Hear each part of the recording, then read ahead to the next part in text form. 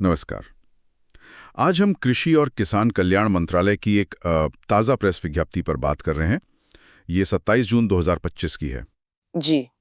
इसमें जिक्र है केंद्रीय कृषि मंत्री श्री शिवराज सिंह चौहान की वाराणसी में हुई एक बैठक का, भारतीय सब्जी अनुसंधान संस्थान मतलब IIVR के वैज्ञानिकों के साथ। हाँ, बिल्कुल। और जो मुख्य मुद्दा है वो है विकसित कृषि संकल्प अभियान।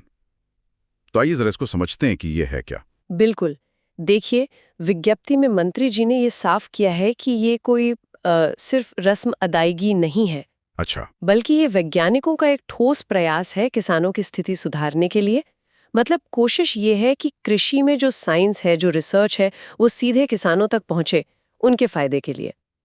तो मतलब जोर इस बात पर है कि जमीनी स्तर पर कुछ बदलाव आए, जैसे जैसे विज्ञप्ति में लिखा है, नकली खाद, घटिया बीज, कीटनाशक, इन समस्याओं से बचाने की बात। हाँ हाँ, बिल्कुल। और इसीलिए वो लैब टू लैंड कार्यक्रम की तारीफ भी हुई है। उसका मकसद ही यही है कि रिसर्च सिर्फ लैब में ना रहे, वो किसानों की जो असल जरूरतें हैं, जो उनकी समस्याएं हैं, उनका हल निकाले। मतलब प्रैक्टिकल समाधान, ताकि किसान इन सब चुनौतियों से, आप समझिए, बेहतर तरीके से निपट सकें। सही बात है। विज्ञप्ति में कुछ खास रिसर्च एरिया का भी जिक्र है जिन पर ध्यान देने को कहा गया है।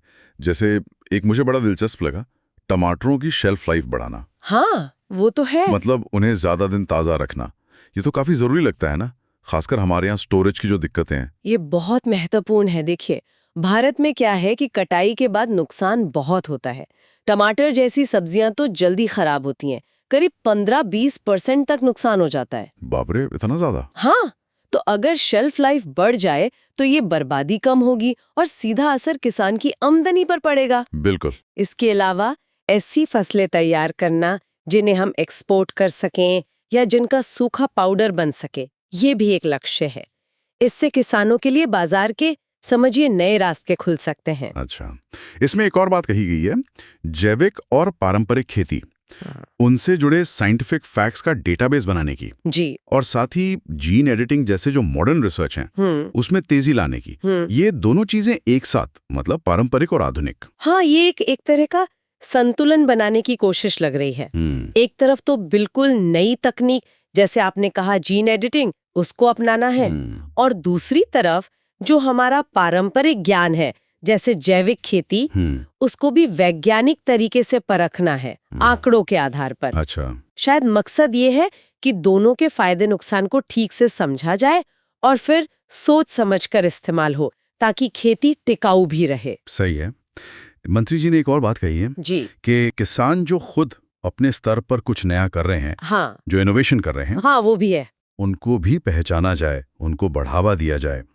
और साथ ही जो अलग-अलग विभाग हैं, कृषि विज्ञान केंद्र हैं, मतलब KVKs, जी, जो जिला स्तर पर होते हैं। हाँ, और जो राज्य के कृषि विभाग हैं, उनके बीच बेहतर तालमेल, कोऑर्डिनेशन पर जोर दिया है। देखिए, ये समन्वय वाली बात सुनने में जितनी आसान लगती है ना, हाँ, ये तो है। जमीन पर उतनी ही चुनौतीपूर्ण रही है हमेशा से।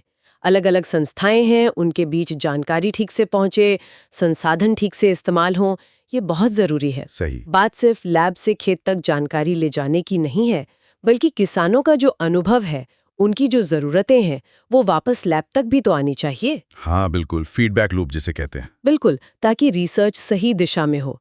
तो ये एक तरह से आप कह सकती हैं, दो तरफा संवाद बनाने की कोशिश है, और इसकी सफलता पर ही इस पूरे अभियान का असर निर्भर करेगा। तो कुल मिलाकर देखें तो ये जो विकसित कृषि संकल्प अभियान है, ये कृषि अनुसंधान को किसानों की असल जरूरतों से जोड़ने का एक गंभीर प्रयास लगता है, जिसमें तकनीक पर भी जोर है और आपसी तालमेल पर भी। सही कहा।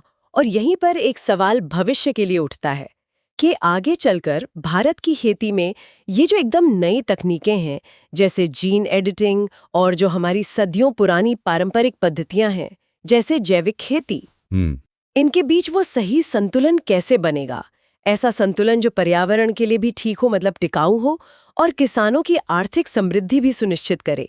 ये एक बड़ा सवाल है सोचने के लिए।